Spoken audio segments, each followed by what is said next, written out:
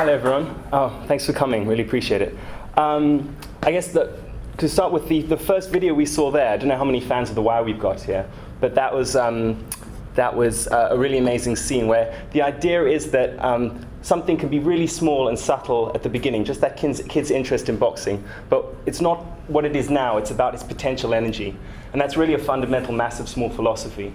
And often those very first little initial steps that we can take to starting to make interventions in our city can lead to the kind of these community changes that can have a massive impact in the long run, just like what happened to him in The Wire. So, and this is our list of, this is a lot of the people who've been, sort of, as we said, signing up the declaration and also helping us. So, we all know we all have an intuition what really great cities feel like. They're the places we're naturally drawn to. These places of organized complexity, and I have a resolution issue, don't I? That's a bit weird. It's okay. Is it? That's not bad. All right, I'll see. I'll try and sweat it out. We'll see. But basically, these are places that we're naturally drawn to. It's places which have organized complexity, and a lot of different people come together with a lot of different ideas and insights. They put their input collectively. You end up with these amazing spaces. And we see that same kind of energy in these great urban spaces, but also in informal settlements in the townships. And even though these places have extreme problems, they often have an unrivaled sense of community. And we can learn a lot from this kind of bottom-up emergence against all the odds. Not only that, this is how 80% of the urban development is going to be happening in the future. So we need to understand it and we need to work with it. We need to understand the rules by which it operates. And there's this fantastic book that's come out recently, The Misfit Economy, that's all about what can we learn from the informal market and sector. So this is the kind of energy that Massive Small is all about corralling, understanding. And we really believe that they don't just make nice places, this kind of energy, but actually this is where we'll find the solutions, the kind of distributed solutions that are going to make urban systems capable of meeting the challenges of the future. When you have this kind of adaptability built into a city, you can actually, when these climatic issues start to happen, when food shocks start to happen, when you need basic drainage to be made very fast in a simple way, we're going to need that kind of inbuilt adaptability. But we're not doing it, and why has our urbanism been such a failure? Why can't we build new towns properly? Well, the main reason is the discipline of complexity theory has a lot of the answers. I don't know, hands up how many people have heard of complexity theory, actually. That'll be really useful for me to see. That's about half, or maybe a third. That's interesting. So complexity theory is a way of understanding how systems work, absolutely any kind of system. So it's anything that you have which have several entities that interact each other over time. And based on how these different pieces of the system work together, they sit somewhere on this line. It can be either highly chaotic, where there's so many different interacting factors that you really can't make any accurate predictions. And meteorology, weather is a really good example of that, completely chaotic system. So our best meteorologists really don't have any idea, they can only make the most basic predictions of what will happen. On the other hand, you have systems that are extremely predictable and ordered like a computer. You can predict that the L key is going to give you an L almost every time. Because though it has many different pieces, they operate in a consistent way each time, so you can make predictable guesses, right? So actually the thing is, almost all systems are a combination of these things. They're actually complex systems, a combination of both chaotic and ordered elements. And a city clearly is that. A city it comes with all the involvement and the creative energy of different people coming from completely different mindsets, all sorts of different kind of multidisciplinary aspects working together. And the problem is that ever since the Industrial Revolution, we've started trying to treat all sorts of things as predictable machines when they're really not. We discovered this when we first learned how to control variables in a space. You start off with a green meadow, you put up some walls, put down a floor, there's no more dust in there, there's no more bugs to mess things up, everything starts to become more predictable. You put pieces of machinery in a line, you put people doing exactly the same thing in a predictable way in a line, and you get the same thing out every single time. And there's a tremendous amount of energy. You can start making weaponry, you start making food production to vast scales. So there's a huge amount of geopolitical and economic energy that suddenly starts to come when you do this. And we were infatuated with this, and we thought this is incredible. And it actually became an ideology. We started trying to apply it to systems that weren't mechanistic in that way. Innately weren't mechanistic. So the human mind, our education systems, ecosystems, and certainly the city. And this was really what we saw with modernism, where it treated the city as a design solution, where you could find the perfect answer by controlling absolutely every single variable, right down to the interior design and the design of the cup and everything like that. But of course, people aren't like that, and it didn't work, as we saw in our earlier plans. So how can you operate successfully in a complex system? Well, modern complexity theory shows us that you actually have to operate down here at the bottom.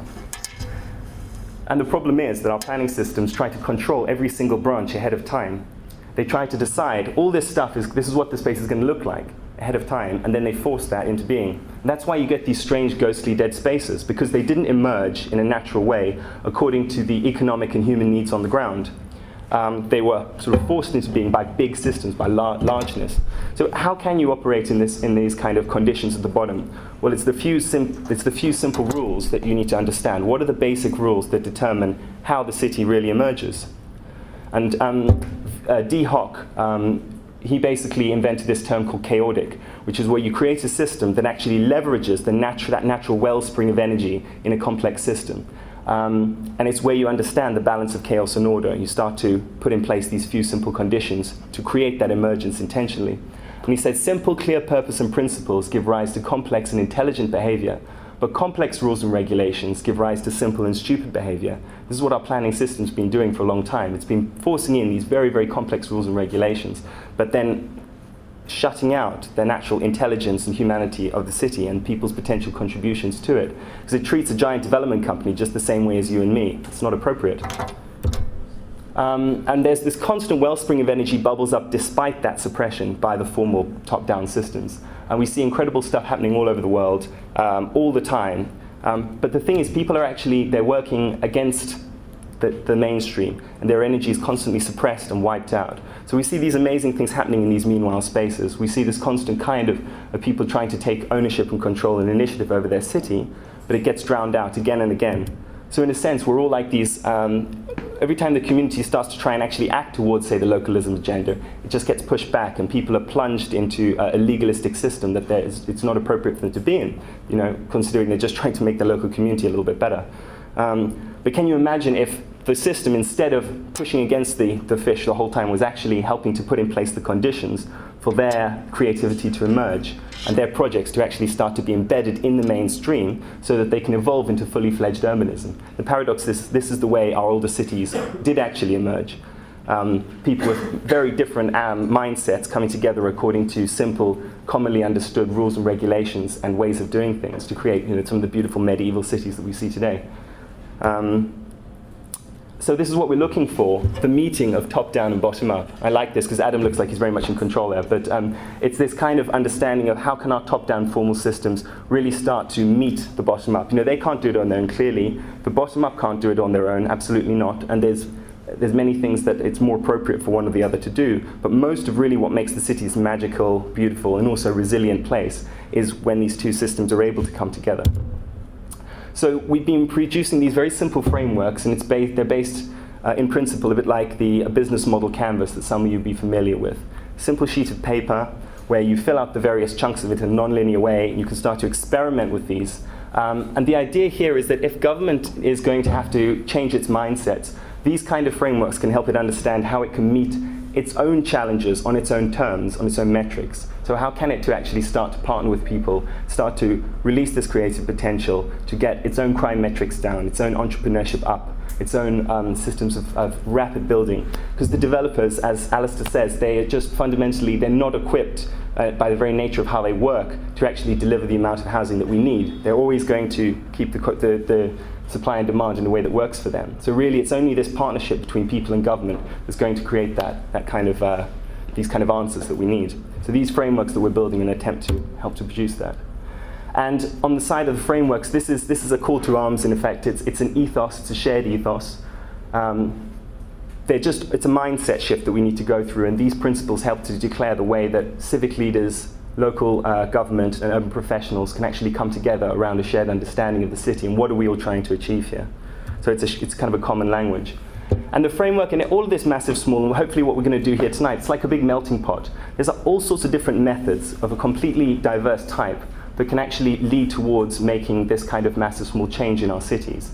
You have some methods like participatory budgeting, where people actually, where the local government divides off a part of its budget, large parts of its budget in certain cases, like in Paris, to the people to decide how it's going to be spent. And this has also been pioneered to a great deal in South America, which creates real transparency between the people and the government.